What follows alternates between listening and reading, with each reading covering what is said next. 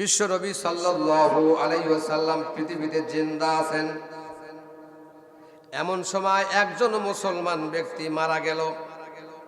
খবরটা বিশ্বনবীর কাছে এসে গেল। আল্লাহ পাকের নবী বললেন, ও সাহাবীরা, তোমরা যাও ওই মৃত ব্যক্তিকে গোসলের ব্যবস্থা করো, কাপড়ের ব্যবস্থা করো, আমি নবী নিজেই জানাজা করব। সুবহানাল্লাহ। নবী যদি কোনো জানাজা করে, সেই জানাজাটার দাম কম হবে না বেশি হবে? বেশি। একটু আওয়াজ দিয়ে বলেন, কম হবে না বেশি হবে? বেশি হবে।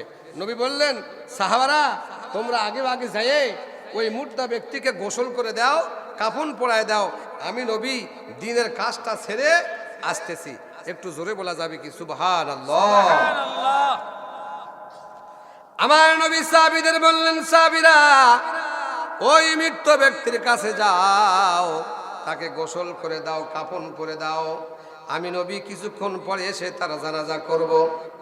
সাহাবারা ওই মৃত ব্যক্তিকে ধোয়ানোর জন্য, গোসল করানোর জন্য চলে গেলেন। গোসল করায় দিলেন, কাপড় পরায়া দিলেন, কাফন করায়া মসজিদের খাটে সোজা করে শুয়ে রেখেছেন। মৃত্যুর পরে কোনো বাঁকা হওয়ার সুযোগ আছে? যারা চুপ করে আছে তাকে বাঁকা হওয়ার সুযোগ আছে কি কখন? মৃত্যুর পরে কোনো বাঁকা হওয়ার সুযোগ নাই। পৃথিবীতে ইসলামের রাস্তাটা হলো বড় সহজ রাস্তা। কি রাস্তা? আল্লাহ পাক কোরআনুল কারীমের মধ্যে বলেন, ইহদিনাস সিরাতাল মুস্তাকিম।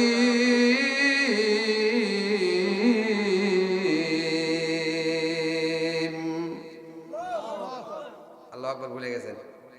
আওয়াজ দেখুন, আল্লাহু আকবার। আল্লাহু আকবার। আমরা নামাজের মধ্যে বলি ইহদিনাস সিরাতাল মুস্তাকিম, আমাদেরকে সরল ও সঠিক রাস্তায় চলাও। সরল সঠিক মানে সোজা রাস্তায় চলাও। কে বলেছেন? আল্লাহ। মনে করেন আপনি একটা উটের মালিক। কিসের মালিক?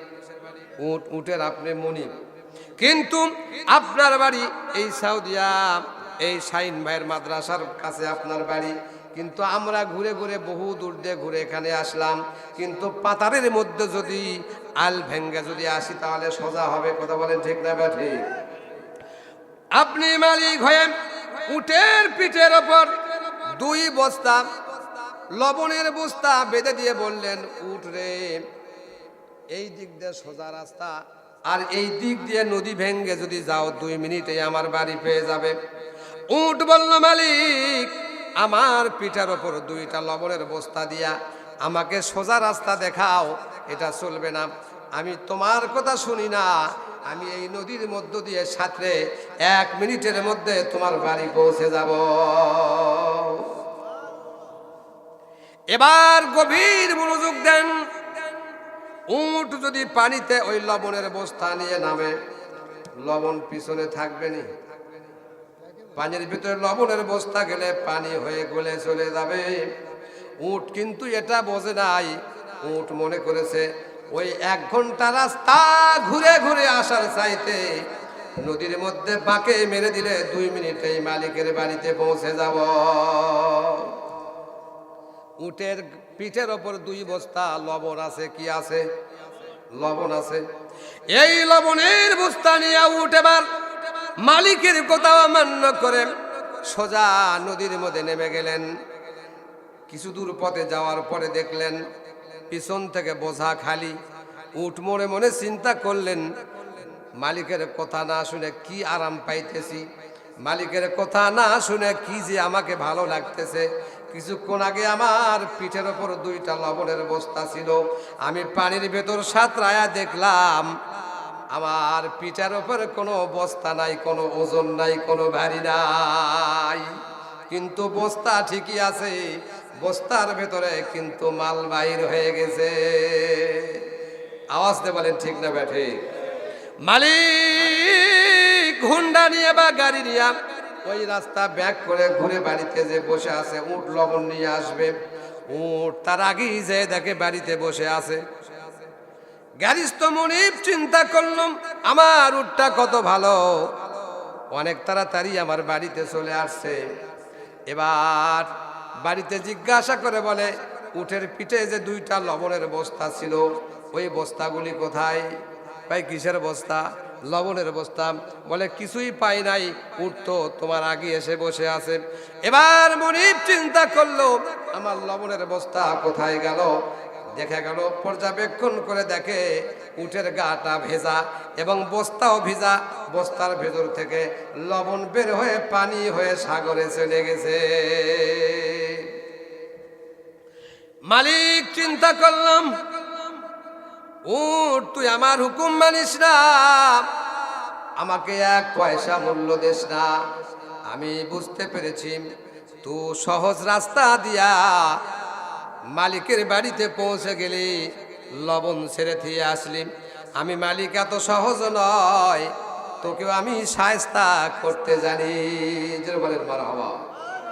এবার মালিক কি করলেন? পরের দিন ওই উটকে কিছুই বললেন না, মারধর কিছুই করলেন না, কোনো শাসনও করলেন না। 2 মণ তুলার বস্তা উটের পেছনে বাঁধাইয়া দিলেন। কিসের বস্তা? ওয়াজ কি শেষ করে দেবো নাকি? মনোযোগ আছে আপনাদের?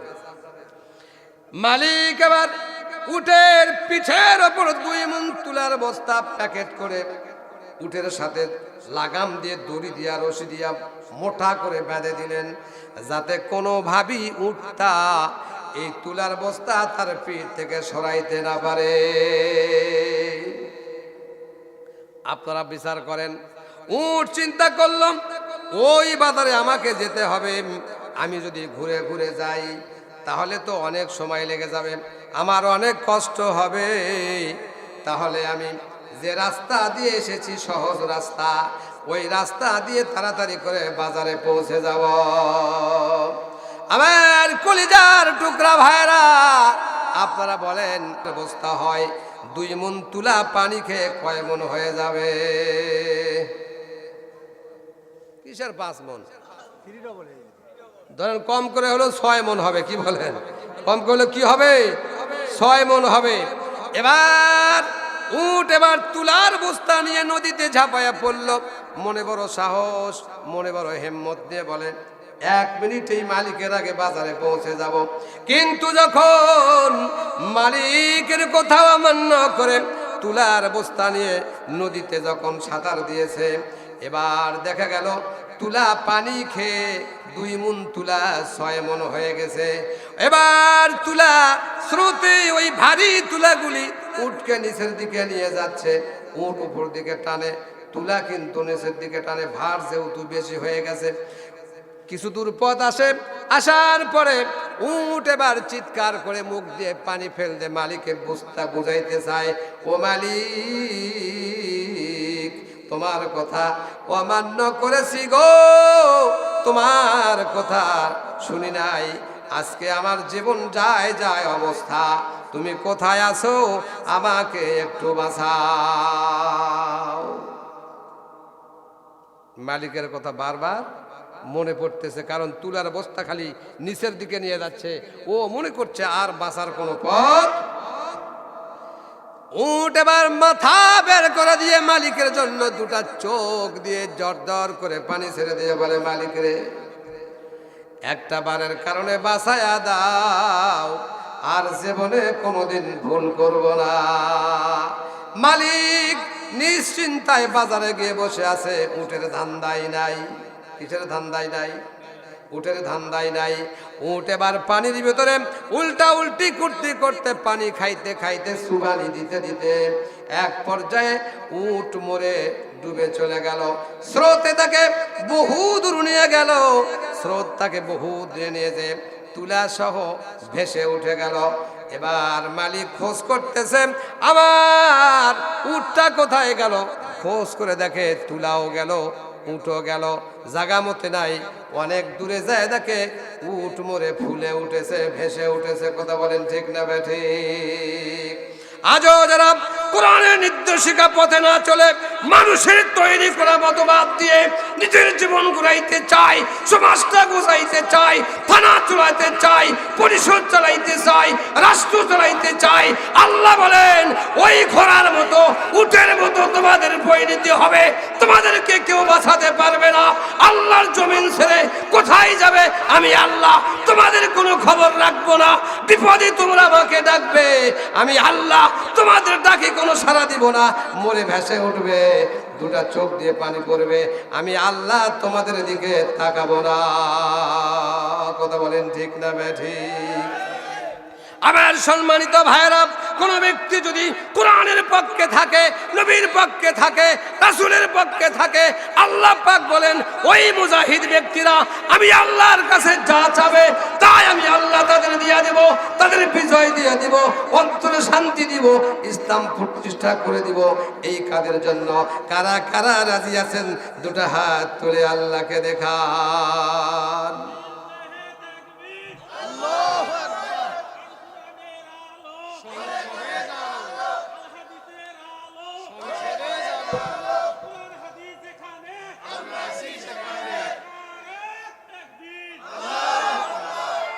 আলহামদুলিল্লাহ, আলহামদুলিল্লাহ।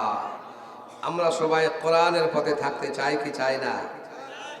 আজকে বাংলার জমিনে যারা কোরআনকে অবমাননা করেছে, আলেমদেরকে যারা জুলুম করেছে, সাইদের মতো কোরআনের পাখিকে জেলখানা ইনজেকশন পুশ করে আল্লাহর জমিন থেকে বিদায় করে দিয়েছে, যাকে ও মৃত কারাগার দিয়েছে, তারা আজ কোথায়? ঠিক ওই উটের মতো এদের অবস্থা হবে। কথা বলেন ঠিক না বেঠে? মালিকের কথা অমান্য করার কারণে বাংলাদেশ থেকে পা দেওয়ার সাথে সাথে ফাঁসির দড়ি তোমার জন্য অপেক্ষা করছে। কথা বলেন ঠিক না বেঠে? ওই ঘোড়ার মতো উটের মতো তোমার পরিচিতি হবে, তোমার পরিস্থিতি ঠিক তাই হবে। আওয়াজতে বলেন ঠিক না বেঠে?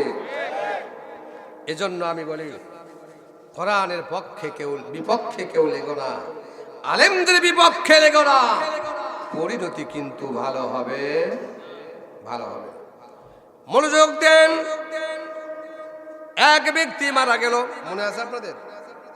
নবী আলাইহিস সালাতু ওয়াস সালাম ফেরেশতাদের সাহাবীদের বললেন, সাহাবীরা যাও যাও গোসল করে দাও, কাফন পরায় দাও, আমি নবী কিছুক্ষণের মধ্যে জানাজায় হাজির হয়ে যাব, আর তারা জানাজা করে আমি নবী নিজেই কবরস্থ করব। বলুন সুবহানাল্লাহ। আমার কলিজার টুকরাম ভবানীপুর সাউদিয়া আল কোরআন হাফিজিয়া মাদ্রাসার ভাইরা, আমার শেরপুর এলাকার ভাইরা, আমি ছোটবেলায় থেকে জানি শেরপুর আলিয়া মাদ্রাসা থেকে 2004 সালে আপনাদের অর্জিত মাদ্রাসা থেকে কামেল পাশ করেছে হাদিস বিষয় নিয়ে। আমিও শেরপুর আলিয়া মাদ্রাসার ছাত্র। আওয়াজতে বলেন সুবহানাল্লাহ। এই শেরপুরের মাটিতে অগণিত অসংখ্য আল্লাহর ওলিরা শেরপুরের মাটিতে ঘুমায় আছে। কথা কি বেশি বললাম না সঠিক বললাম? আমার কলিজার টুকরা ভাইরা, আমার দিনের নবী ওই ব্যক্তির জানাজা করবেন। আবু বকর এসে মৃত ব্যক্তির সামনে দাঁড়ায় আছেন। জান্নাতের সার্টিফিকেটধারী সাহাবী হযরতে আবু বকর রাদিয়াল্লাহু তাআলা আমার কলিজার টুকরা ভাইরা, আবু বকর ওই মৃত ব্যক্তির দিকে তাকায় আছে, কাফন পরানো। দেখা গেল কাফনের ভিতরে কি যেন নড়াচড়া করে, কি যেন নড়াচড়া করে, আর বারবার ঠক্কাস ঠক্কাস একটা আওয়াজ হয়, করমরি আওয়াজ হয়। আবু বকর গভীর মনোযোগ দিয়ে ওই লাশের দিকে তাকায়া থাকলেন। দেখে আবু বকর দেখতে পেলেন লাশটাকে পেঁচায়া পেঁচায়া পেঁচায়া অনেক বড় একটা সাপ, ওই সাপটার দেহটাকে পেঁচায়া পেঁচায়া তার মুখের চোয়ালের গোশত হাড্ডিগুলি করমর করে চিবায়া খাচ্ছে। একটু আওয়াজ দিয়ে বলেন নাউজুবিল্লাহ। জানাজা এখনো হয় নাই, গোসল করানো হয়েছে সবে। যার জানাজার জন্য স্বয়ং বিশ্বনবী মুহাম্মদুর রাসূলুল্লাহ সাল্লাল্লাহু আলাইহি ওয়াসাল্লাম জানাজা করবেন। জান্নাতের সার্টিফিকেটধারী সাহাবী আবু বকর, ওমর, ওসমান, আলী মৃত্যু ব্যক্তির সামনে দাঁড়ায় আছেন। কত সৌভাগ্য, কি বলেন? আবু বকর গভীর মনোযোগ দিয়ে দেখলেন কাপনের মধ্যে কি নড়ে। উনি দেখলেন ওই মুর্দাকে পেছায়া পেছায়া ধরে তার মুখের মস্তগুলি হাড্ডিগুলি কর্মর করে চাবায়া খায়। এন্ডিমেন্ট টাইম বিশ্বনবী রাহমাতুল লিল আলামিন নবী ওই মৃত্যু ব্যক্তির কাছে হাজির হয়ে গেলেন। একটু আওয়াজ দিয়ে বলা যাবে কি মারহাবা? আমার নবী মৃত্যু ব্যক্তির লাশের কাছে হাজির হলেন। আবু বকর ইশারা দিয়ে নবীকে ডাকলেন। আবু বকর বলে, ইয়া রাসূলুল্লাহ, ইয়া হাবিবাল্লাহ, আমি বারবার খেয়াল করে দেখি এই মৃত্যু ব্যক্তির কাফনের ভিতরে কি যেন নড়াচড়া করে। ইয়া রাসূলুল্লাহ, ইয়া হাবিবাল্লাহ, আমি গভীরভাবে পর্যবেক্ষণ করে দেখলাম এই মৃত্যু ব্যক্তির দেহটাকে সাপে কর্মর করে চিবায়া খায়। নাউজুবিল্লাহ। আবু বকর সিজদায় পড়ে গেলেন, কাঁদতে শুরু করলেন। আহারে, কত বড় কথা! এখনো জানাজা করা হয় নাই, গোসল করা হয়েছে, কাফনের কাফন পুরানো হয়েছে। এই মৃত্যু ব্যক্তির গোশত হাড্ডি সাপে চিবায়া খায়। এই ব্যক্তি তো আমাদের সাথে মসজিদে নামাজ পড়েছে, নবীর পিছনে নামাজ পড়েছে। আমরা দেখেছি ওই লোকটা তো দাড়ি রেখেছিল, মাথায় পাগড়ি ছিল, গায়ে জুব্বা ছিল, সুন্নতি পোশাক ছিল। আজকে মৃত্যুর পরই তার কেন এমন অবস্থা হলো? নামাজ পড়তে দেখেছে, হয়তো বা 5 ওয়াক্ত পড়তে দেখে নাই, অন্তত শুক্রবারে তো গেছে। কি কন? এমন মুসল্লি আছে তো আমাদের মধ্যে? খালি শুক্রবার, খালি শুক্রবার, খালি শুক্রবার আছে না নাই? এরা আবার মসজিদে গিয়ে হুজুরের ভুল ধরে। জায়গায় কিসের মুয়াজ্জিন ডাকছো রে? মসজিদের মাকড়সা জাল দিয়ে ভরপুর, উমুক জায়গা চিকে পায়খানা করে রাখছে, টিকটিকির পায়খানা। আমাদের তো পেস্টিজ আছে, আমরা নামাজ পড়তে এসে এগুলি দেখি, আমাদের কি ভালো লাগে? সপ্তাহে কয়দিন যায়? আপনাকে এলাকার কথা বলি, মন খারাপ করেন না। আমাকে এলাকায় আছে, এলে খালি আমাদের ওখানে কারবার, আপনাকে এখানে কারবার নাই। এখানেও আছে, যাকে এই রোগ এখানেও আছে, তাহলে এই রোগের ঔষধ অবশ্যই দিতে হবে। কি বলেন? ঔষধ দেওয়া লাগবে কি লাগবে না? সম্মানিত ভাইয়ের আমার, গভীর মনোযোগ দিয়ে শুনতে হবে। যেহেতু আমাদেরও মৃত্যু হবে, আমরাও যদি ওই লোকের মতো পাপ করে থাকি, কি পাপ সে করলো যে পাপের কারণে তার জানাজার আগে গোশত হাড্ডি চিবায় চিবায় সাপে খায়? কিসে খায়? আমরাও যদি ওই রকম পাপ করি, ওই পাপের মধ্যে যদি আমিও জড়িয়ে থাকি, তাহলে আমার গোশত হাড্ডিগুলি কবরের মধ্যে সাপে চিবায়া চিবায়া খাবে। আওয়াজ দিয়ে বলেন নাউজুবিল্লাহ। আমার কলিজার টুকরা ভাইয়েরা, বিশ্ব নবী আবু বকরকে ডাকলেন, ও আবু বকর, কেঁদো না, কেঁদো না, সেজদা থেকে মাথা উঠাও, দেখা যাক কি ঘটনা ঘটেছে। এবার ওই মৃত্যু ব্যক্তির কাপড়ের কাপড় ভেদ করে সাপ মুখ বের করে দিছে। বলেন তো উপস্থিত লোকেরা কেউ থাকবে? এখানে যদি একটা কাকরালি গোমা সাপ বা অজগর সাপ আপনাদের সামনে ফুস, সব ঠুস, কথা বলেন ঠিক না ঠিক? ফুস করার সাথে সব বিদায়, বিপদ হবে। আমার যাব কোথায়? যাওয়ার তোকে তো না, কেউ তো ঘরের দরজা খুলবে না। কথা বলেন ঠিক না ঠিক? বিপদ হবে যত আমার কলিজার টুকরা ভাইরাম। বিশ্ব নবী বললেন, আবু বকর, কেঁদো না, কেঁদো না, দেখা যাক এই লোকটা কি অপরাধ করেছে। আবু বকর এবার চিন্তা করলেন, আমি সাপটাকে লাঠি দিয়ে মেরে ফেলবো, লাঠি দিয়ে মেরলেই তো কেল্লা ফতে, লাঠি দিয়ে সাপ মেরে ফেলে দেব। আবু বকর মনে মনে ধারণা করতেছে সাপটাকে মেরে ফেলে দিবেন। এমন সময় ওই সাপটা যার হুকুমে যার গোশত খায়, সাপটা কার হুকুম পালন করে? কার হুকুম? আল্লাহর হুকুম পালন করেন। এক জায়গায় রাখেন, এক জায়গায় রাখেন। সাপটা আল্লাহর হুকুমে মৃত্যু ব্যক্তির গোশত খায়। এবার আবু বকর যখন অ্যাটাম করতেছে সাপটাকে মেরে ফেলাবে, এমন সময় সাপ আল্লাহর কাছে বলে, পরওয়ারদিগার আল্লাহ, আমার জবানটা খুলে দাও, কোন অপরাধের কারণে এই লোকটার গোশত আমি খাই, আমি আমার জবান থেকে আমার রাসূলকে বলে যাই। বলুন সুবহানাল্লাহ। সাপ আল্লাহর কাছে ফরিয়াদ করে বলে, আল্লাহ আমার জবান খুলে দাও, আবু বকর আমাকে মারতে চায়, আমাকে যেন না মারে, আমি কি অপরাধের কারণে এই মৃত ব্যক্তির গোশত খাই আমি একটু বলে দেই। আল্লাহ বললেন, সাপ তোর মুখের ভিতরে মানুষের মতো জবান দিয়ে দিলাম, একটু জোরে সোরে বলেন মারহাবা। মুখের মধ্যে মানুষের মতো জবান দিয়ে দিলেন।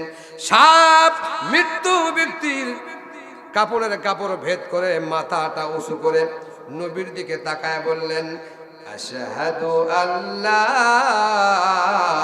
ইলাহা ইল্লাল্লাহু ওয়াহদাহু লা শারীকা লাহু ওয়া আশহাদু আন্না মুহাম্মাদান আবদুহু ওয়া রাসূলুহু।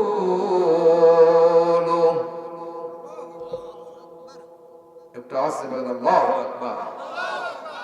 কে বলতেছে কালেমা শাহাদাত? কে পড়ে? মনোযোগ আছে? আপনারা কি চলে যাবেন? ওয়াজ শেষ করব। এবার সাপ নবীর দিকে তাকায়া কালেমা শাহাদাত করে সাক্ষ্য দিল, আশহাদু আল্লা ইলাহা ইল্লাল্লাহ, আমি সাক্ষ্য দিচ্ছি যে আল্লাহ ছাড়া কোনো ইলাহা নাই, কোনো মাবুদ নাই, কোনো বিধানদাতা নাই, কোনো হায়াত দাতা নাই, কোনো মৌত দাতা নাই, কোনো রিজিক দাতা নাই, কোনো সম্মান দাতা নাই। আমি আরো সাক্ষ্য দিচ্ছি যে মুহাম্মদ সাল্লাল্লাহু আলাইহি ওয়াসাল্লাম আল্লাহর পক্ষ থেকে প্রেরিত নবী এবং রাসূল। জোরে বলুন সুবহানাল্লাহ। আরেকটা আওয়াজে বলেন সুবহানাল্লাহ। বিশ্ব নবীকে যখন সাক্ষ্য দিল, আল্লাহ পাকের নবী বলেন, ও আবু বকর, সাপের কাছ থেকে জেনে নেই কি অপরাধ করেছে। আল্লাহ পাক যেহেতু তাকে জবান দিয়েছে, সাপকে এবার আল্লাহ নবী জিজ্ঞাসা করলেন, আমার আল্লাহ তোমাকে এই ব্যক্তির গোশত খাওয়ার জন্য পাঠায়া দিয়েছে, কিন্তু কি অপরাধ ব্যক্তিটা করেছে আমাকে কি জানান যাবে? এজন্য জানাও, আমি আমার উম্মতদের বড় বেশি ভালোবাসি, আমার উম্মতদেরকে আমি বড় বেশি ভালোবাসি। আমি 63 বছরের জিন্দেগি আমি আল্লাহর জমিনে উম্মতের মায়ায় কেঁদেছি। আমি ওই রওজায় শুয়ে থেকে আমার পাপী উম্মতের জন্য ইয়া হাবলি ইয়া উম্মতি বলে কাঁদবো। আমার নবী জিন্দা নবী, রাহমাতুল লিল আলামিন নবী, আজ ও মদিনার রওজাতে তিনি জিন্দা আছেন। বলুন সুবহানাল্লাহ। এখানে বিতর্কিত মাসালা আছে। কিছু আলেম আছে নবী তো মারা গেছে, কিসের জিন্দা নবী? আবার কিছু আলেম বলে না, নবী জিন্দা আছে। জিন্দা আছে না, নবী মারা গেছে, ইন্তিকাল করেছে, ঠিক আছে। নবী আলমে আরওয়ারা এই দুনিয়াকে বর্জন করে উনি মদিনার মাটিতে শুয়ে শুয়ে আপনার আমার জন্য সর্বক্ষণ দোয়া করে। বলুন সুবহানাল্লাহ। একটা মৃত মানুষ কখনো কোনো মানুষের জন্য দোয়া করতে পারে? আমার কলিজার টুকরা ভাইরা, আমরা এখানে যদি সাল্লাল্লাহু আলাইহি ওয়াসাল্লাম পড়লাম, পড়িছে কি পড়ি নাই?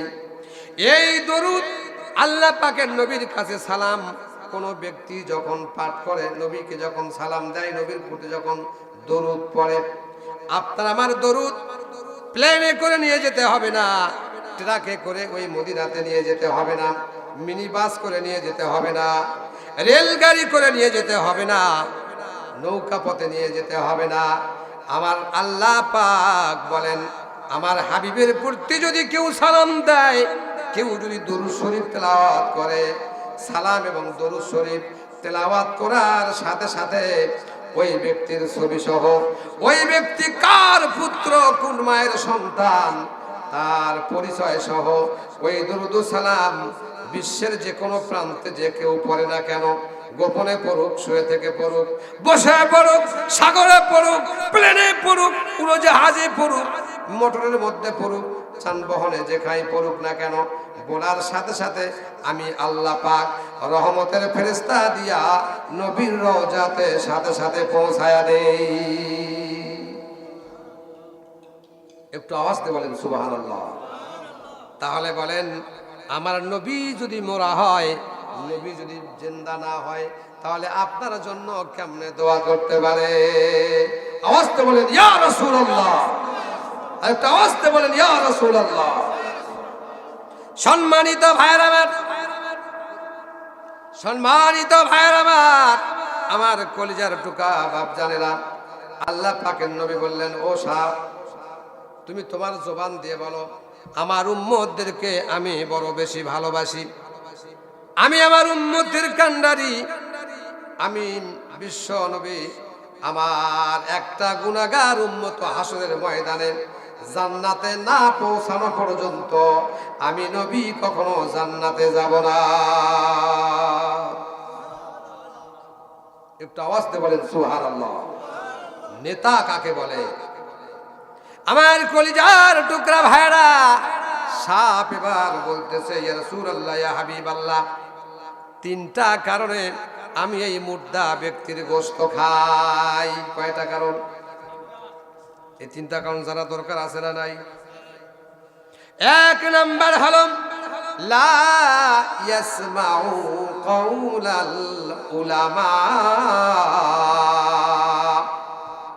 লা ইয়াসমাউ, নফি ফেলে মোজারে মারুফের সেগা। কিসের সেগা? নফি ফেলে মোজারে মারুফের সেগা। লা ইয়াসমাউ কাউলাল উলামা। আওয়াজ দিয়ে বলেন আল্লাহু আকবার।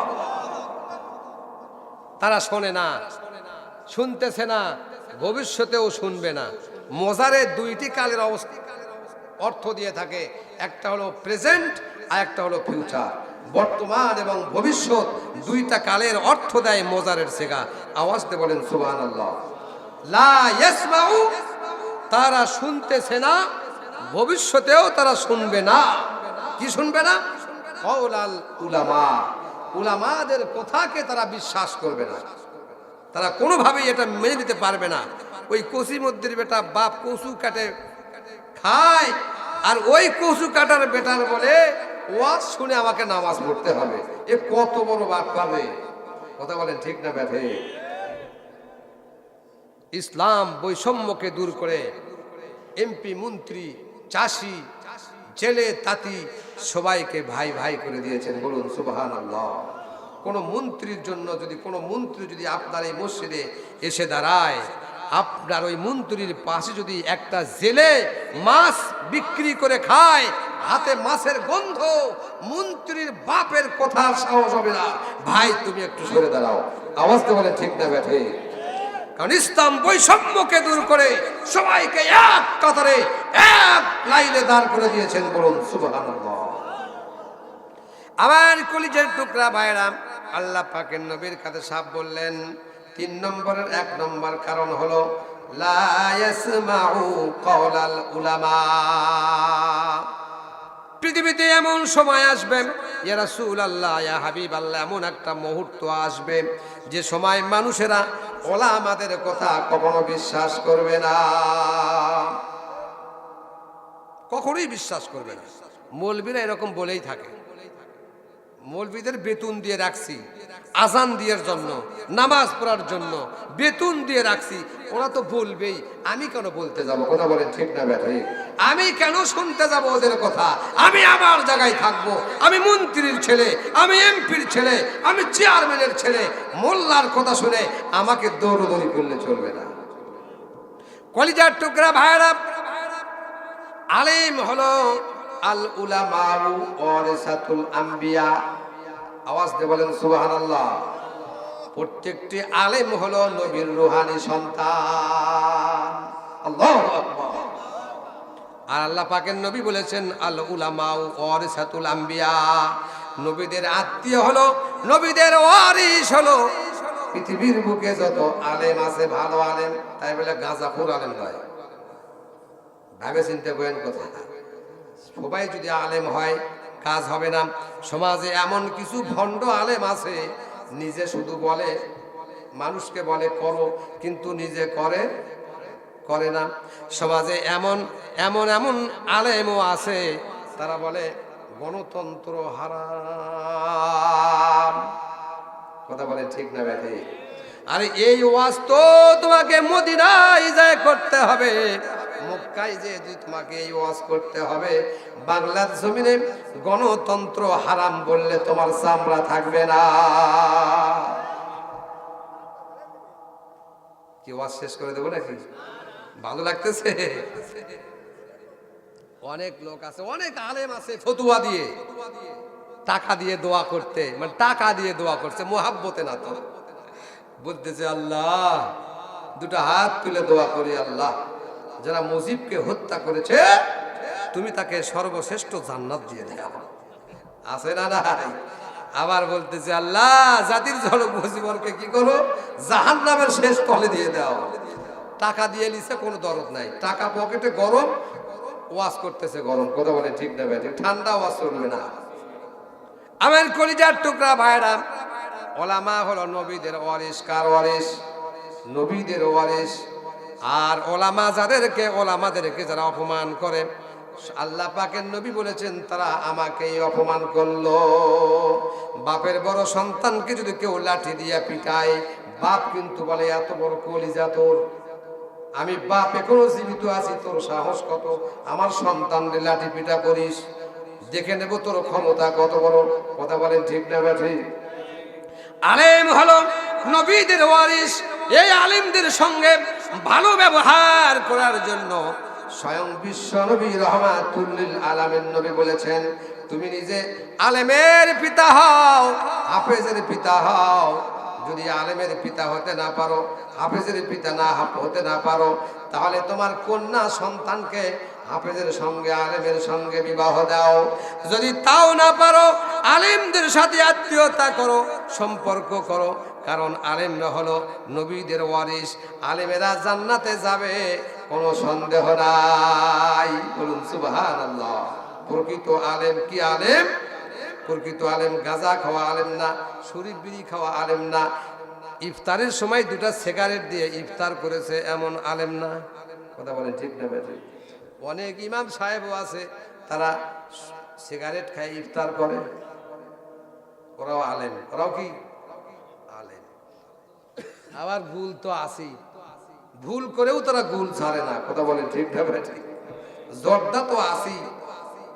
এক পীর সাহেবের মুরিদ, একটা মাহফিলে দেখলাম এক পীর সাহেবের মুরিদ ওয়াজ করতেছে, বলতেছে যে আমার পীর সাহেব হাকিমপুরি শোভা হেনাপাতি জর্দা দিয়ে একসাথে মেরে পান খায়, দিনে খায় 36টা। মুরিদরা বলতেছে সুবহানাল্লাহ। আচ্ছা, মুরিদ হেনাপাতি জর্দা বাবা যত আছে সব দিয়ে দিনে 36টা জর্দা দিয়ে পান খায়, মুরিদরা বলতে সুবহানাল্লাহ। এখানে সুবহানাল্লাহ হবে না নাউজুবিল্লাহ হবে? জর্দা খাওয়া আপনাদের এলাকাতে হালাল, বিড়ি খাওয়াও হালাল আলহামদুলিল্লাহ। জর্দা খাওয়া, বিড়ি খাওয়া সম্পূর্ণরূপে কি হারাম। দলিল কোরআন থেকে দিব ইনশাআল্লাহ। কার থেকে দেব? কোরআনের চাইতে বড় দলিল পৃথিবীতে আর আছে বলে কি বলেন আছে? যদি কোরআনের এই দলিলকে মিথ্যা মনে করে, আল্লাহর রহমতের সর্বশেষ তার ঠিকানা হলো জাহান্নাম। আওয়াজ দিয়ে বলেন নাউজুবিল্লাহ। আমার কলিজার টুকরা ভাইরা, কেমন আছেন? আমার কলিজার টুকরা ভাইরা, আল্লাহ পাকের নবীকে সাপ বলল লা ইয়াসমাউ কওলাল উলামা। যারা আলেমদের কথাকে মিথ্যা মনে করে, আলেমরা কোনো বাবার কিচ্ছা কয় না, কোরআনের কথা বলে। কার কথা বলে? নবীর হাদিসের কথা বলে, আল্লাহর কোরআনের কথা বলে। এই কথাগুলিকে যারা মিথ্যা প্রতিপন্ন করে, তাদের কথা কেউ অবিশ্বাস করে। আল্লাহ পাকের নবীর কাছে সাপ জবানবন্দি দিয়ে গেল, আমি সাপ, আল্লাহ পাক আমাকে কবরের ভেতরে তার দেহটাকে পেছে পেছে তার মুখ থেকে শুরু করে সর্বঙ্গ যত গোশত আছে, হাড্ডি আছে, কিয়ামত পর্যন্ত আমি ভক্ষণ করব। আওয়াজ দিয়ে বলেন নাউজুবিল্লাহ। তাহলে আলেমেরা যে কথা বলে, আলেম যদি হতে পারে কোনো ভিক্ষুকের সন্তান, কোনো কিষান খাটার সন্তান, কোনো ভ্যানওয়ালার সন্তান হতে পারে, কিন্তু তাকে ওই ভ্যানওয়ালার সন্তান দেখে, গরিবের সন্তান দেখে অবহেলা করা যাবে না। কারণ উনি যে আলেম হয়েছে এটা তার আল্লাহর পক্ষ থেকে হয়েছে। বলুন সুবহানাল্লাহ। আমরা জিন্দেগিতে ওই বাইজির বুস্তামির ওয়াজ শুনেছি, অনেক বড় নবী রাসূলের পরে আউলিয়াদের নাম শুনেছি, আব্দুল কাদের জিলানীর নাম শুনেছি, খালি শুনেছি কিন্তু জীবনে কোনদিন মানি নাই। কি বলেন? আব্দুল কাদের জিলানী সত্যবাদিতা প্রমাণ করে আল্লাহর কাছে ওলি হয়ে গেছেন। আব্দুল কাদের জিলানী মা বলেছে, বাবা বিদেশে বিদ্যা শেখার জন্য যাচ্ছ, তোমার আস্তির মধ্যে আমি কিছু মুদ্রা, কিছু স্বর্ণের টাকা দিয়ে দিলাম, কিন্তু সাবধান সাবধান, কোনো কালেই কোনো সময়ই কোনো অবস্থাতেই মিথ্যা কথা বলা যাবে না। আওয়াজ দিয়ে বলেন সুবহানাল্লাহ। পথের ভেতরে ডাকাত তাকে ধরেছে, ধরে বলতেছে, ও বালক কোথায় যাও? লেখাপড়া করার জন্য যাই, তোমার কাছে কি কি আছে দিয়ে দাও। আমরা ডাকাতের দল, দস্যুর দল। তারা তাকে সার্চ করলো, কোথাও কোনো কিছু পেল না, এবং কোথাও কোনো কিছু পেল না। আব্দুল কাদের জিলানী বলে, ও ডাকাত ভাইরা, ও দস্যু ভাইরা, তোমরা কিছুই পেলে না জানি, কিন্তু আমার কাছে কয়েকশো মুদ্রা আছে, স্বর্ণের টাকা আছে। একটু জোরে বলা যাবে কি সুবহানাল্লাহ? এই যে হুজুর বলেছে 40টা মুদ্রা ছিল। কয়টা মুদ্রা? 40টা মুদ্রা ছিল। তাকে সার্চ করা হলো, গোপনে প্রকাশ্যে সকল জায়গা দেখা হলো, কোনো টাকা পয়সা নাই। আব্দুল কাদের জিলানী বলে, ও ডাকাতের দলেরা, দস্যুর দলেরা, তোমরা আমাকে খুঁজে পাবে না, কিন্তু আমার কাছে 40টা মুদ্রা আছে, 40টা টাকা আছে। তোমরা ইচ্ছা করলে এই আস্তিনের কানে থেকে তোমরা কেটে কেটে বের করে নাও। সুবহানাল্লাহ। আমার মা বোনেরা যদি বাইজিদ বুস্তামির মতো মা হয়, তাহলে তারা তাদের পেট থেকে বাইজিদ বুস্তামি জন্মগ্রহণ করবে। আমার মায়েরা যদি আব্দুল কাদের জিলানীর মতো তাদের চরিত্র হয়, আব্দুল কাদের জিলানীর মায়ের মতো যদি সত্যবাদিতা শিক্ষা দেয়, তাহলে তাদের পেট থেকে আব্দুল কাদের জিলানী জন্মগ্রহণ করবে।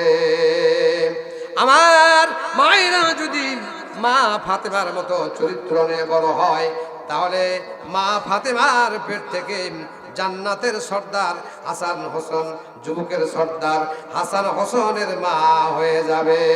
আওয়াজ দিয়ে বলেন সুবহানাল্লাহ। আমার কলিজার টুকরা ভাইরা, ডাকাতের দলেরা, দস্যুর দলেরা বলে, কোন মা তোমাকে জন্ম দিয়েছে তোমাকে সত্য কথা বলার জন্য? আমরা ডাকাতি ছেড়ে দিলাম, দস্যুগিরি আজ থেকে ছেড়ে দিলাম, তোমার আদর্শ গ্রহণ করলাম। ও আব্দুল কাদের জিলানী, তোমার আদর্শের মধ্যে শান্তি আছে, তুমি সত্যবাদী, তুমি আল্লাহর ওলি। আমরা তোমার হাত ধরে কালেমা পড়ে মুসলমান হয়ে গেলাম। সুবহানাল্লাহ। ওই রকম মা সমাজে আছে না নাই? আমারও তো মা আছে, আপনারও তো মা আছে। ও আমার ভাইরা, আপনারা পীরের জন্য বিদেশ থেকে টাকা পাঠিয়ে দেন, কাপড় পাঠিয়ে দেন, সাদগা পাঠিয়ে দেন, হাদিয়া পাঠিয়ে দেন। আপনার মা না খেয়ে ওষুধের অভাবে আপনার মা মারা যাচ্ছে, পরের দুয়ারে ভিক্ষা করছে, আর আপনি পীরের পায়ে তেল মাখেন। সন্তান নামের কলঙ্ক, কথা বলেন ঠিক না বেঠে? তাই বলে আমি পীর সাহেবকে অপমান করছি না, পীরকেও দেন, তার আগে আপনার মা বাবাকে আগে সর্ববড় পীর মনে করেন। বলুন সুবহানাল্লাহ। কারণ পীরের দোয়ার মধ্যে ভেজাল থাকতে পারে। আপনার টাকা যদি কম হয়, হাদিয়া যদি কম হয়, পীর আপনাকে যে দোয়া করবে শটে। মহাস্থান যদি আপনারা কখনো যেয়ে থাকেন, মহাস্থান গেলে আগে কয়, ভাই 4টা আগরবাতি লাও। কয়টা আগরবাতি? 4টা আগরবাতি লাও, 10টা মোমবাতি লাও, আরো কিছু লেও নিয়ে হুজুর হাদিয়ে দাও, কিছু টাকা পয়সা দাও। হুজুর এখন কয় ভাই কয় টাকার মিলে আছে না নাই? আমি নিজে প্রমাণ করে আসছি, আপনাদের কথা বলি না। আমি গেছি একটু সাধারণ সেজে, আমাকে বলে ভাই মোমবাতি 5টা, আগরবাতি 5টা, টাকা 50টা দেন, 10 মিনিট মিলাদ হবে, আপনাকে জান্নাত পার করে দিয়ে খারাপ ব্রিজ পার করে দিবি। আওয়াজ দিয়ে বলেন না আউযুবিল্লাহ। আমি বললাম ভাই টাকা তো না, তাই বেটা সব একটু কেসো খাচ্ছ। ওটা তো পীরের গাড়ি বসে আছে, কি কখন ট্রাক দে পীর নামায় ওঠি, ট্রাক দে পীর নামায়। সব পীর ব্যবসা করে না, কিছু পীর আছে তারা প্রকৃতই আল্লাহর ওলি, আর কিছু পীর আছে পীর নামের ভণ্ডামি করে পেট পূজা করছে। কথা বলেন ঠিক না ব্যাঠি?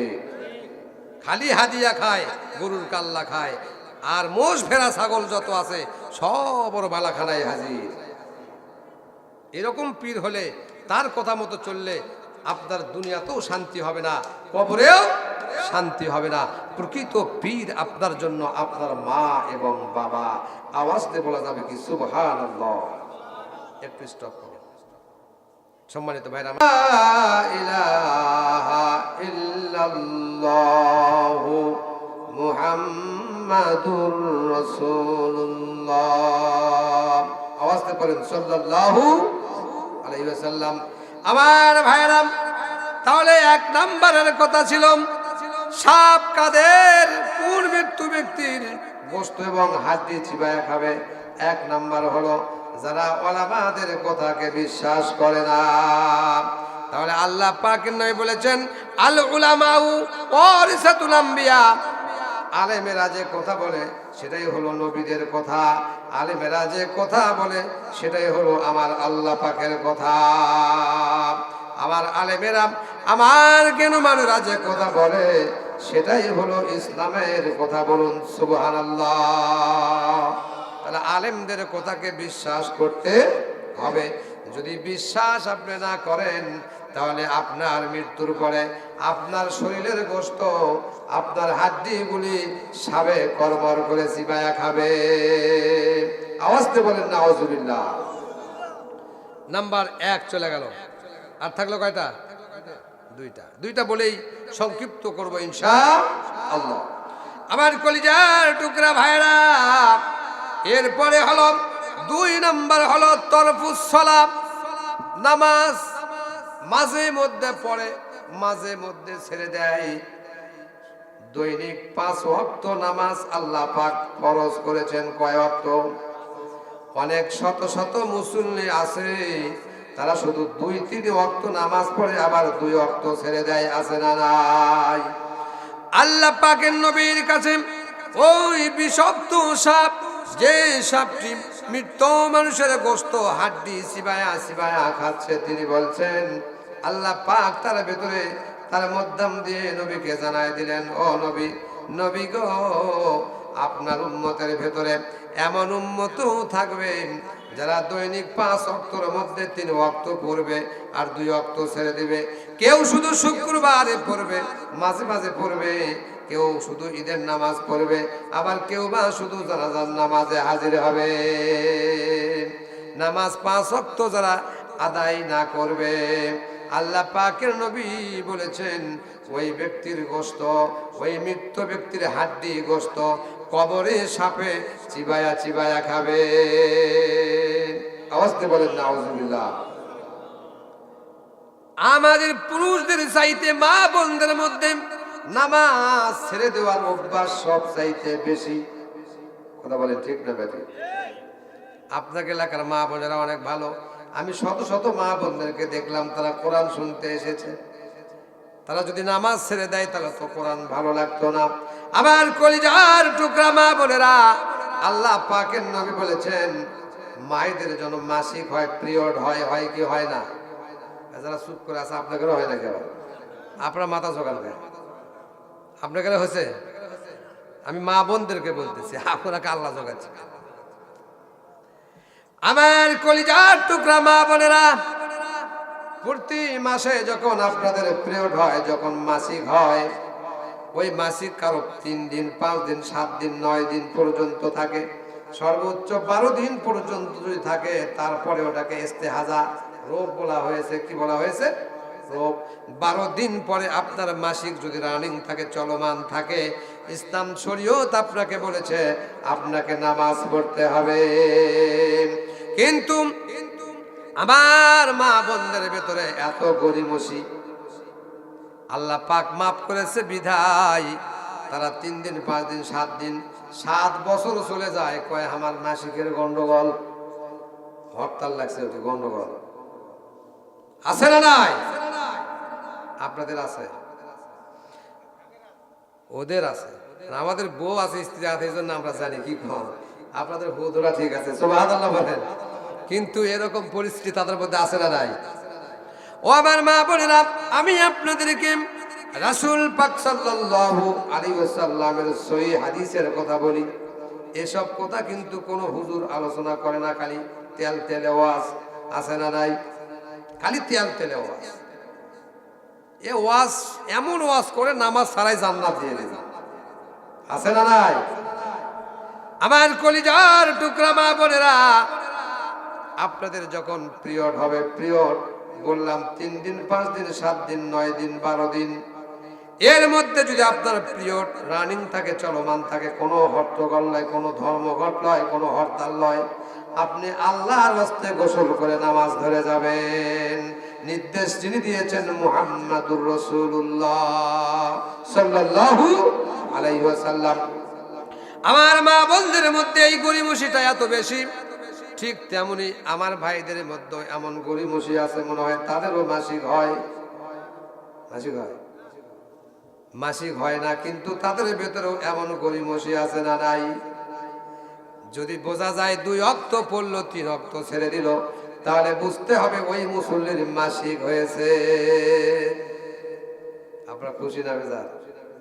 কাল থেকে দেখবেন কোন কোন মুসল্লির মাসিক হয়েছে, আপনারা কাল থেকে একটু দেখার চেষ্টা করেন। রাজি আছেন তো সবাই? ওকে একটু জিজ্ঞাসা করবেন, ভাই আপনার বুঝি মাসিক হয়েছে না? ও বলবে আমার মাসিক হতো, কে বলছে রে? আমাকে হুজুর বলে গেছে, জিহাদি হুজুর বলছে। বলতে পারবেন কি পারবেন না? যদি তোমার মাসিক হয় না থাকে, তাহলে তুমি নামাজ কেন ছেড়ে দিলে? মা বোনেরা ফজরের নামাজ পড়েছে, জোহরের আগে যদি মাসিক হয়, পিরিয়ড হয়, জোহরের নামাজ তার জন্য আল্লাহ পাক ক্ষমা করে দিয়েছেন। কিন্তু তোমার মাসিক হলো না, তুমি কেন নামাজে গেলে না?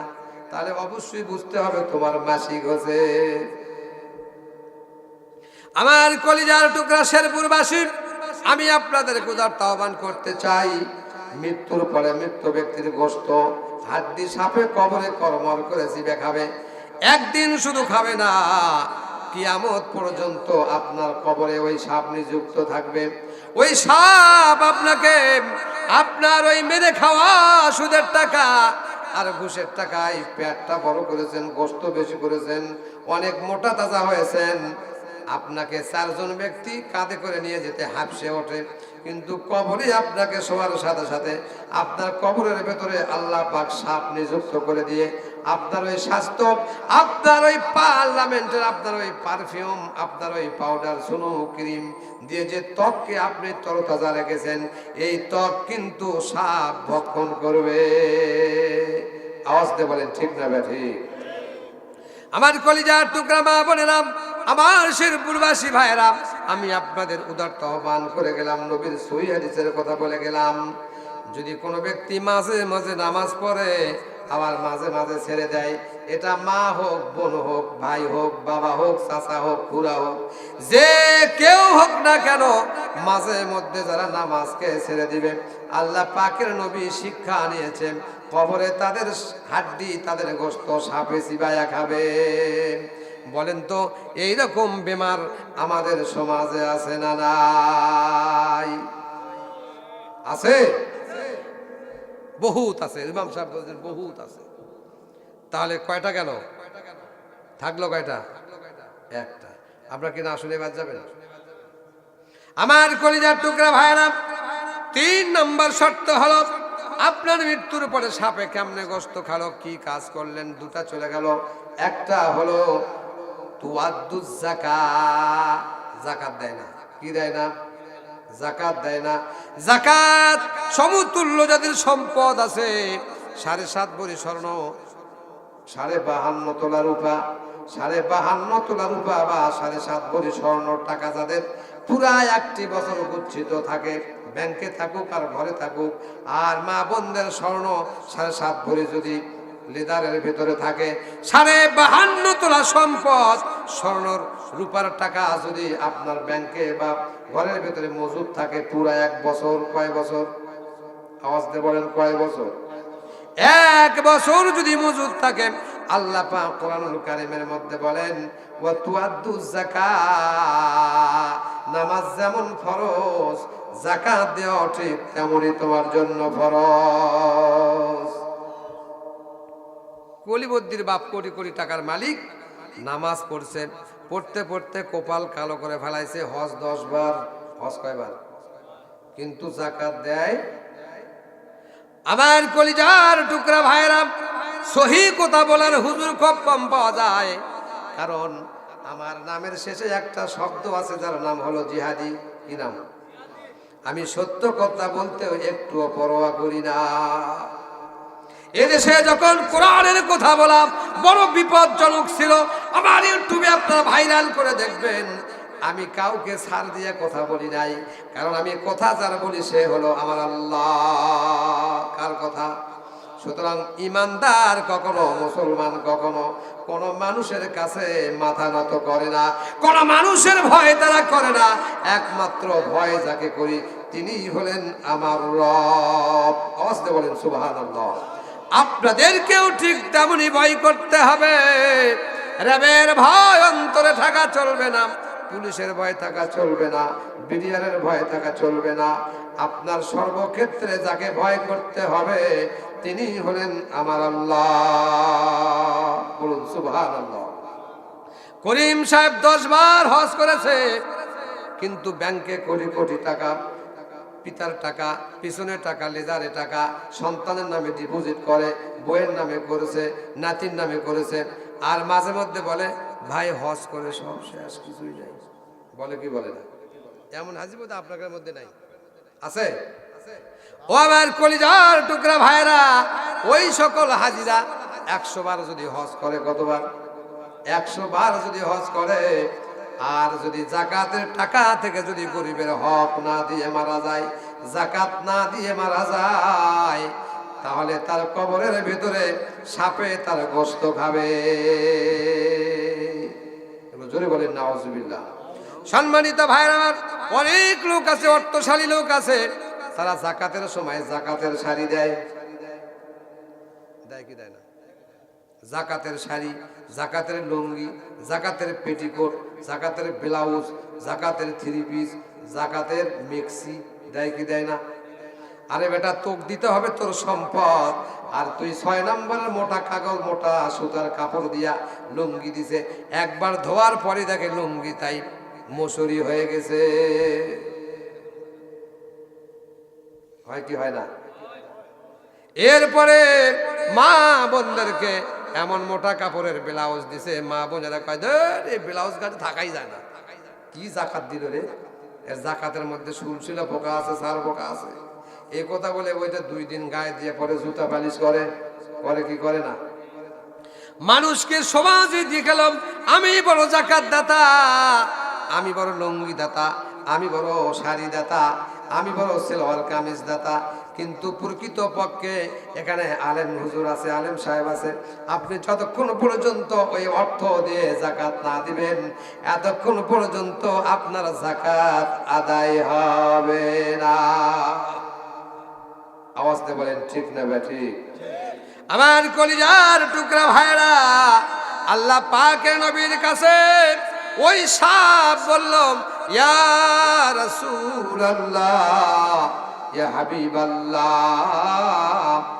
আপনার উম্মতের ভিতরে কিছু কিছু লোক থাকবে যাদের হস্তগত থাকবে কোটি কোটি টাকা, টাকা বস্তা করে নদীতে ফেলে দিবে, কিন্তু যাকাত দেওয়ার তারা সময় পাবে না। আসেনি? টাকা চিরে চিরি করে বস্তা করে নদীতে ফেলে দিয়েছে। ওই খাউরা ব্রিজের নিচে কয়েক ট্রাক টাকা পাওয়া গেছে। খতিয়ান খতিয়ান খুঁজে দেখা হলো, সব হলো যাকাতের টাকা। টাকা বের করলে সমাজ তাকে ধরে ফেলবে, দুর্নীতি তাকে ধরে ফেলবে। কত হাজার কোটি কোটি টাকা ছিঁড়ে তারা পানিতে ভেসে দিল, কিন্তু জনগণের মধ্যে যাকাত প্রতিষ্ঠা করলো না। এই যাকাতের টাকার মধ্যে গরিবের হক আছে, ইতিমের হক আছে, উদাস্ত একেবারে নিম্ন শ্রেণীর লোকের হক আছে। যাকাত খাবার মতো যাদের সামর্থ্য তারা যাকাতের হকদার, তাদের হক নষ্ট করেন। আপনি হজ করলেন, যাকাত দিলেন না, নামাজ পড়তে পড়তে কপাল কালা করে ফেলালেন। আল্লাহ পাকের নবী বলেন, তোমার হজ তো দূরের কথা, নামাজ তো দূরের কথা, সমাজ সেবক তো বড় কথা। তোমার মৃত্যুর পরে তোমার গোশত, তোমার হাড্ডি সাপে সিবায়া সিবায়া খাবে। আওয়াজতে বলেন নাউজুবিল্লাহ। আমার কলিজার টুকরা মা বোনেরা, আপনাদের সামনে দুটো কথা বলে আমি ওয়াজ শেষ করে দেব। আল্লাহ নবী সাল্লাল্লাহু আলাইহি সাল্লামের পরে আবু বকর, আবু বকরের পরে ওমর, ওমর যখন অর্ধজাহানের প্রেসিডেন্ট, এমন সময় একটা গরিব মহিলা ওমরের দরবারের চতুর্দিকে শুধু ঘোরে আর ঘোরে। একদিন ঘরে, 2 দিন ঘরে, 3 দিন ঘুরতেছে খালি ঘরে। যাকেই বলে ওমরের দরবার কোথায়? ওমর কিন্তু রাগান্বিত সাহাবী, রাগান্বিত দেশের সরকার। কেউ বলে না, ভয়েতে বলে না, বলে পাশ কেটে চলে যায়। মহিলা 1 দিন, 2 দিন, 3 দিন পর্যন্ত ওমরের আদালতে, ওমরের বিচারের কার্যালয়ে ঘরে ঘুরতে ঘুরতে ঘুরতে ঘুরতে স্বয়ং ওমর বিচার কার্য সমাপ্ত করে রাস্তা দিয়ে বের হয়ে গেছে। ওই মহিলা ডেকে ডেকে বলে, ও আল্লাহর বান্দা, এই রাজ্যে ওমর বেঁচে আছে না মারা গেছে? কার সামনে বলতেছে? ওমরের সামনে বলে, ও যুবক, বলো তো ওমর মারা গেছে না বেঁচে আছে? ওমর বললেন, পরিচয় দিলেন না। তিনি বললেন, মা, ওমরের কি দরকার? মা দুধের চোখের পানি ছেড়ে দিয়ে বলে, আমি কিয়ামতের ময়দানে আল্লাহর আদালতে ওমরের বিরুদ্ধে বিচার দিব। ওমর যদিও রাগান্বিত, গায়ের পশম শিহরে উঠল। কত বড় কথা! আল্লাহর দরবারে আমার বিরুদ্ধে বিচার দেবে একজন মহিলা। আওয়াজ দিয়ে বলেন সুবহানাল্লাহ। আরেকটু জোরে বলেন সুবহানাল্লাহ। মহিলাকে ওমর বললেন, মা, ওমরের প্রতি এত রাগ কেন, এত ক্ষোভ কেন? ওমর তোমার কি ক্ষতি করেছে একটু বলা যাবে কি আমাকে? ওমর কেঁদে কেঁদে মায়ের পা ধরে বলেন, মা, পরিচয় আপনাকে দিতে হবে না, আপনি শুধু বলেন ওমর আপনার কি ক্ষতি করেছে একটু বলেন। বুড়ি মা এবার কেঁদে কেঁদে বলে, বাবা, তোমার মতো লোক ওমর হওয়া দরকার ছিল। বলুন সুবহানাল্লাহ। তোমার মতো লোক ওমর হওয়া দরকার ছিল। আমি তোমাকে শুধু বলেছি ওমর জিন্দা আছে না মৃত্যুবরণ করেছেন। তোমার গা ঘেমে গেল, আমার পায়ে ধরে বলো, মা, ওমর তোমার কি ক্ষতি করেছে একটু বলো।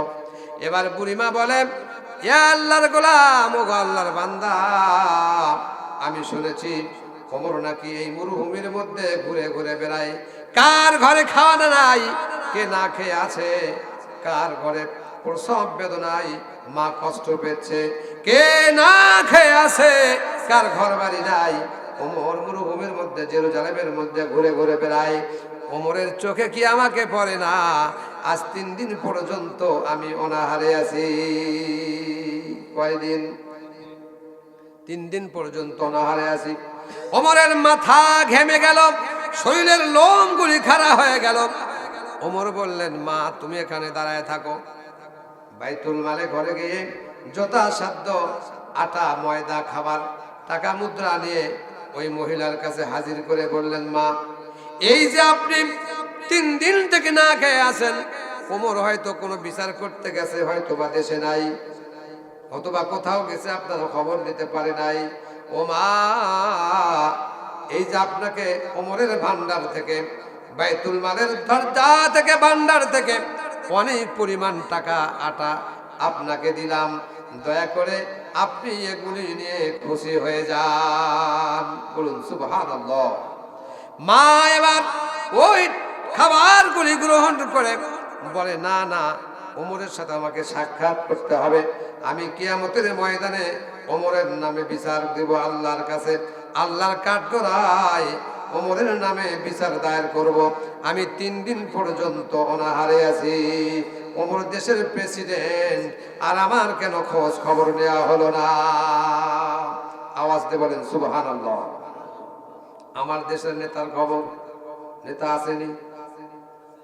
সেদিন দেখলাম 832 ভরি স্বর্ণ। কত ভরি? 832 ভরি স্বর্ণ পত্রিকায় দেখলাম, ইউটিউবে ফেসবুকে ভাইরাল হলো।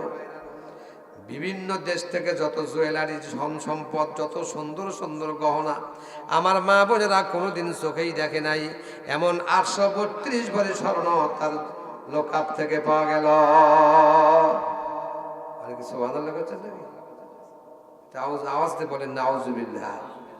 এরপরে কোটি কোটি টাকা নিয়ে 350 মন্ত্রী এবং বাংলার সমস্ত চামচেরা এই দেশ ছেড়ে চলে গেল।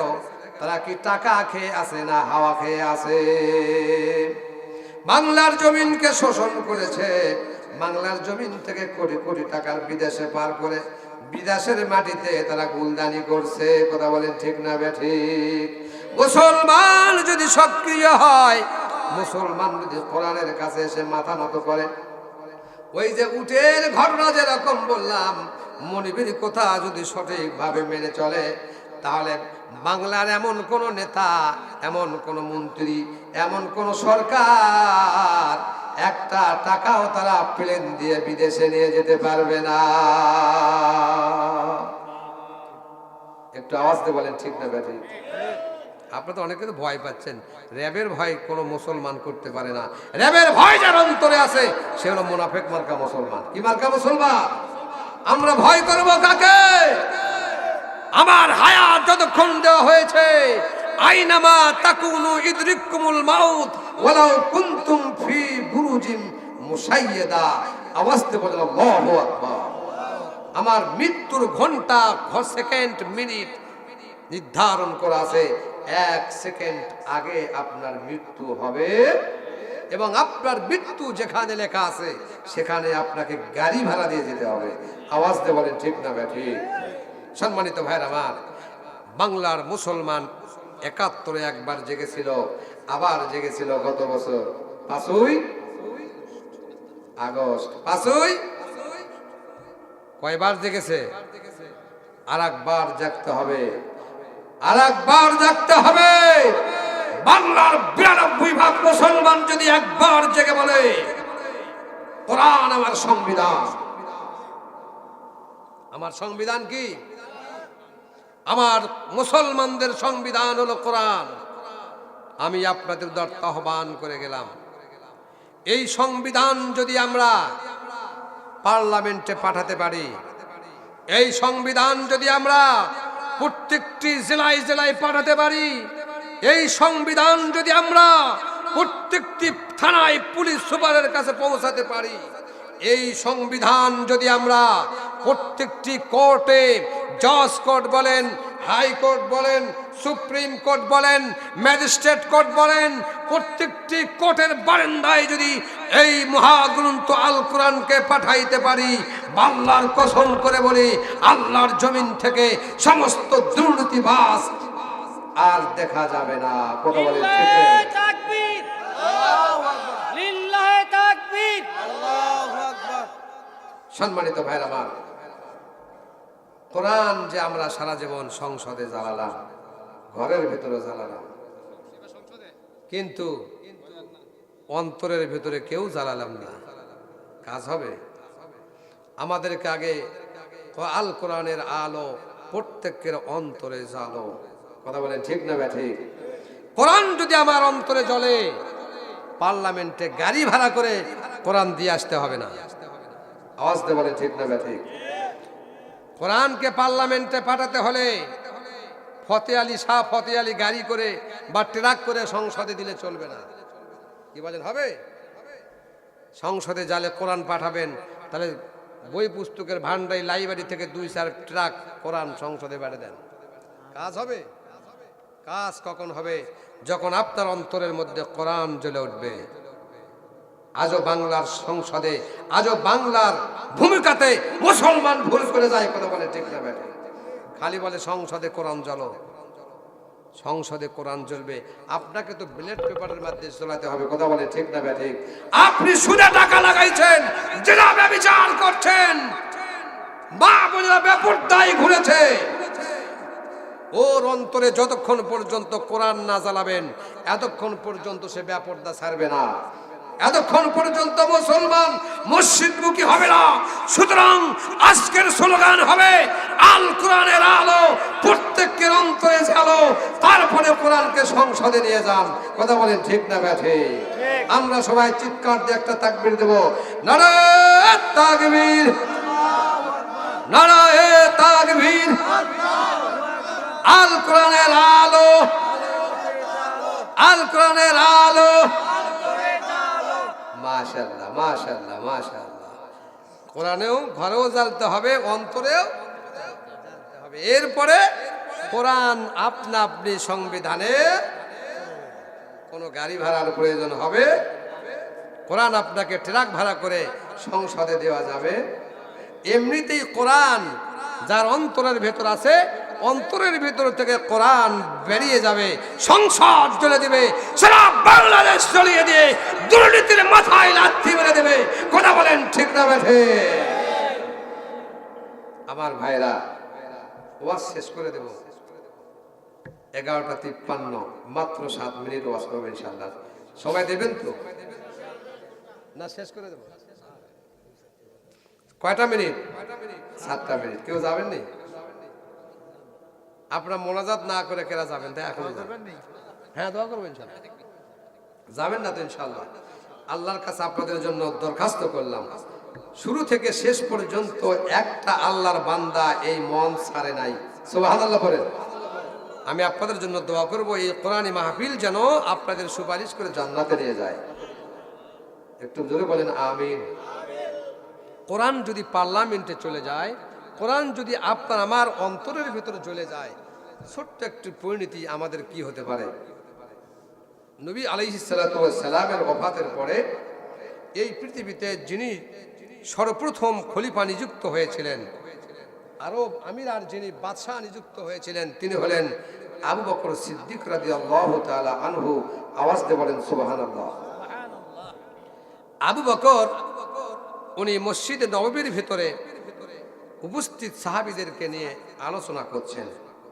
এমন সময় ওসমান জিন্নুরাইন সবার শেষে মসজিদে নববীতে ঢুকলেন। ঢোকার পরে ওসমান আবু বকরকে বলতেছে, উপস্থিত সাহাবীদেরকে লক্ষ্য করে বলতেছে, উপস্থিত সাহাবীরা, আমাদের সমাজটা, আমাদের রাষ্ট্রটা কি দিয়ে চলবে? আওয়াজ দিয়ে বলেন, কি দিয়ে চলবে? ওসমান বলতেছে আবু বকরকে, আওয়াজ দিয়ে বলেন সুবহানাল্লাহ, যে আমাদের ধর্মের যে সংবিধান, মুসলমানদের যে সংবিধান, সে সংবিধানটা কি হবে? আল কোরআন। নেতা হিসাবে আমরা কার আদর্শ মেনে চলব? মুহাম্মদুর রাসূলুল্লাহ সাল্লাল্লাহু আলাইহি ওয়াসাল্লাম। আওয়াজ দিয়ে বলেন সুবহানাল্লাহ। দিন হিসাবে আমরা কোন ধর্মটাকে বেছে নেব? দ্বীনুল ইসলাম।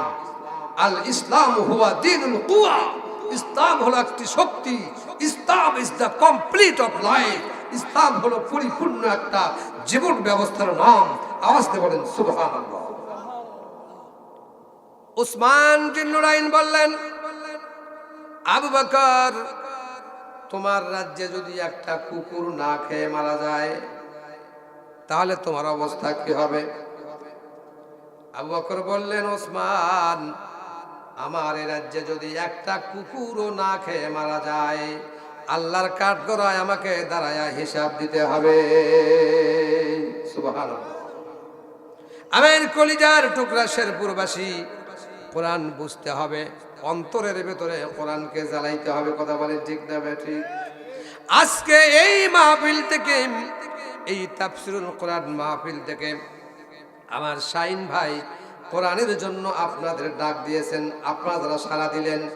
আপনাদের অন্তরের ভেতরে একটা লোকের যদি কোরআন অন্তরের ভেতরে চলে যায়, এই একটা লোকের বরকতে শাহিন ভাইয়ের এবং পুরো এলাকা যারা মাদ্রাসার সঙ্গে কোরআনের সঙ্গে জড়িত আছে তাদেরকে সবাই আল্লাহ পাক জান্নাতে পাঠায় দিবেন। আমার কলিজার টুকরা ভাইরা, আবু বকর বললেন, আল্লাহর কাঠগড়ায় আমাকে হিসাব দিতে হবে। একটা কুকুর যদি না খেয়ে মারা যায়। ওসমান বললেন, তাহলে আপনি শোনেন, আপনার রাজ্যের ভেতরে ওই অন্ধকার জঙ্গলের পাশে একজন ব্যক্তি আছে, এমন একটা ব্যক্তি আছে, এমন একজন মহিলা আছে যার স্বামী মারা গেছে, কোনো সন্তানাদি নাই, নিঃসন্তানী, এবং ওই মহিলাটা চোখে দেখে না, একেবারে অন্ধ। ও আবু বকর, ওই মহিলা আজ 3 দিন পর্যন্ত অনাহারে আছে, তার কোনো খোঁজ খবর আপনি রাষ্ট্রীয় ভাবে নেন নাই। বলুন সুবহানাল্লাহ। কে বললেন? ওসমান বললেন আবু বকরকে। ওই গভীর জঙ্গলের পরে একটা মহিলা আছে, তার স্বামী মারা গেছে, বিধবা নারী এবং নিঃসন্তানী, একটাও সন্তান নাই, একটা পুরা ঘরের ভেতরে থাকে এবং তার 2টা চোখই অন্ধ, তার খোঁজ খবর নেওয়ার মতো কেউ নাই। আবু বকর, কুকুর যদি না খেয়ে মারা যায় আল্লাহর আদালতে বিচার হবে। ওই মহিলা 3 দিন পর্যন্ত অনাহারে আছে। আবু বকর রে, তোমার অবস্থাটা আল্লাহর আদালতে কেমন হতে পারে? আওয়াজ দিয়ে বলেন সুবহানাল্লাহ। আবু বকর বললেন, আমার এই পার্লামেন্টের মধ্যে রাষ্ট্রীয়ভাবে কোনো চাকর বাকর, কোনো খাদেম নাই, তবে রাষ্ট্রীয় ভান্ডার থেকে তার বাড়িতে খাবার পৌঁছানো হবে 3 বেলা। কয় বেলা? এবং রাষ্ট্রীয়ভাবে তার বাড়িতে কোনো লোক নিযুক্ত করার মতো কোনো লোক নাই। কি অবস্থা হবে? উপস্থিত সাহাবীদের মধ্যে থেকে আমিরুল মুমিনিন হযরতে ওমর রাদিয়াল্লাহু তাআলা উনি দাঁড়ায় গেলেন, দাঁড়ায় বললেন, আবু বকর, কোনো টেনশন নাই, কোনো চিন্তা নাই, আমি ওই বিধবা মহিলার, অন্ধ মহিলার 3 বেলা খাবার এবং তার সেবা শুশ্রূষার জন্য আমি ওমর বিনা বেতনে তার খাদেম হয়ে গেলাম। কি বেতনে? কে খাদেম হচ্ছে? ওমরকে চেনেন? অর্ধ জাহানের প্রেসিডেন্ট, যে ওমরের অহংকারে ওমর সামনে বেরিয়ে গেলে শয়তান রাস্তা অতিক্রম করে আরেক দিকে পালায় যায়। আওয়াজ দিয়ে বলেন সুবহানাল্লাহ। সেই ওমর একজন বিধবা অন্ধ নারীর খাদেম হয়ে যাচ্ছে। একটু জোরে বলা যাবে কি সুবহানাল্লাহ? নেতারা তো শুধু হুকুম করে, ঘরের ভেতরে শুয়ে থাকে, এসির ভেতরে, 10 শালা শেষ করে দে। নেতা কি কোনোদিন আসছে? নেতা কোনদিন আসছে দেখছেন?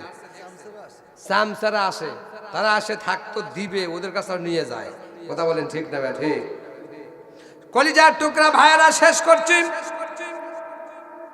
প্রেসিডেন্ট আবু বকর শুধু হুকুম করলেন না, আবু বকর হুকুম দেওয়ার পরে আগামীকাল সকাল থেকে ওই মহিলার বাড়িতে খাদেম নিযুক্ত হলেন হযরতে ওমর বিনা বেতনে। হযরতে আবু বকর সংসদে বিল পাস করে মহিলার জন্য খাবার নিযুক্ত করে দিলেন ওমরের কাছে। ওমরের কাছে খাবার নিযুক্ত করে তিনি বসে নাই। ফজর হতে বহু দেরি, কেবল তো এশা। কথা বলে ঠিক না ঠিক? হযরতে আবু বকর রাদিয়াল্লাহু তাআলা ফজরের 2 ঘন্টা আগে সুবহে কাজমের সময় আবু বকর খাবার নিয়ে মহিলার বাড়িতে হাজির হয়ে গেলেন। সুবহানাল্লাহ। প্রথমে গিয়ে বললেন, মা, ও মা, আমি আবু বকর, আমি পরিচয় দিলাম না, আমি একজন আল্লাহর বান্দা, আল্লাহর গোলাম। আপনার কি খেদমত করতে হবে আমাকে একটু বলেন, আমি আপনার খেদমত করি। বিধবা মা ঘরের ভিতরে পায়খানা প্রস্রাব করে কাপড় মেখে দিয়েছে, খাবার নাই, কোনো কিছুই নাই। উনি পায়খানা প্রস্রাব ধৌত করে দিলেন, গোসল করে দিলেন, রান্না করলেন, খাবার দিলেন। খাবার খাওয়ায়া সুবহে সাদেক হয়ে গেল। মসজিদে নববীতে আবু বকর গিয়ে সালাতুল ফজরের নামাজ আদায় করলেন ইমাম হয়ে। নামাজ সমাপ্ত হওয়ার পরে ওমর রাদিয়াল্লাহু তাআলা আনহু নির্দিষ্ট খাদেম হিসাবে তার বাড়িতে চলে গেলেন। যাওয়ার পরে বলে, মা, আমি রাষ্ট্র থেকে আপনার জন্য নির্ধারিত খাদেম। মা গো, বলুন তো আপনার কি করতে হবে, আমি আপনার কাছে এসে হাজির হয়েছি। মা বলে, অন্ধ মহিলা বলে, বাবা, তুমি যদি রাষ্ট্র থেকে নির্ধারিত খাদেম হয়ে থাকো, তোমার আগে একজন আল্লাহর গোলাম, আল্লাহর একজন যুবক বান্দা এসেছিল, এসে আমার সমস্ত কাজগুলি করে আমাকে গোসল করে দিয়ে কাফন ধৌত করে দিয়ে আমাকে খাওয়ায়া, আমাকে খাদ্য খাওয়ায়া সে অনেক আগেই আমার কাছ থেকে চলে গেছে এবং দুপুরের খাদ্য মজুদ করে দিয়ে গেছে, বলে গেছে আমি সন্ধ্যা বেলায় আবার আপনার কাছে আসবো। সুবহানাল্লাহ। কি ঘুমাচ্ছে নাকি? জোরে বলেন সুবহানাল্লাহ। আবার পরের দিন সকালবেলা তার চাইতে 1 ঘন্টা পরে আবার গেলেন, বুড়ি মানুষের খেদমত করলেন, অন্ধর খেদমত করলেন। খেদমত সমাপ্ত করে উনি আবার এসে নামাজ পড়লেন। আবার ওমর ওখানে চলে গেলেন, যে বলে, মা, নির্ধারিত কর্মচারী তোমার বাড়িতে আসছে, কি করতে হবে একটু বলেন। এবার অন্ধ মহিলা বলে, বাবারে, তুমি আজকেও আসতে 1 ঘন্টা দেরি করেছো। তুমি আসার 1 ঘন্টা আগে আল্লাহর এক বান্দা, আল্লাহর এক গোলাম আমার সমস্ত খেদমত করেছে, গোসল করে দিয়েছে, নিজ হাতে ঔষধ খেয়ে দিয়েছে, আবার খাওয়ায়া খাবার মজুদ করে রেখে চলে গেছে। তুমি আজকেও আসতে 1 ঘন্টা দেরি করেছো। বলুন সুবহানাল্লাহ। এরপরে তৃতীয় দিন যখন গেলেন, ওমরের মেজাজ খারাপ হয়ে গেল। কি হয়ে গেল? এমন খারাপ হলো, এই বেটাকে আমি নির্ধারিত কর্মচারী আমার আগে এসে খেদমত করে যায়, আমি ওমরকে জানি কিয়ামতের মাঠে হাজির করবে। আমার ভাইরা, এবার ওমর রাগান্বিত হয়ে তরবারি নিয়ে বুড়িমার বাড়িতে এশার নামাজ পড়ে যে বসে আছে। আওয়াজ দিয়ে বলেন সুবহানাল্লাহ। এ কোন বেটা আসে, একে আজ তরবারি দিয়ে মোকাবেলা করব। ঠিক ফজরের কয়েক ঘন্টা আগে উনি চাদর মোড়া দিয়া ঘরের ভিতর ঢুকলেন।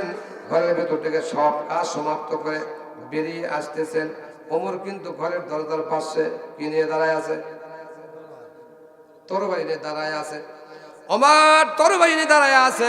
যখন ঘর থেকে বের হয়ে ফিস ফিস করে যাচ্ছে, গায়ে পায়ের ভেতরে কোনো জুতা নাই, জুতা ছাড়া হেঁটে যাচ্ছে, জুতা ছাড়া হেঁটে যাচ্ছে।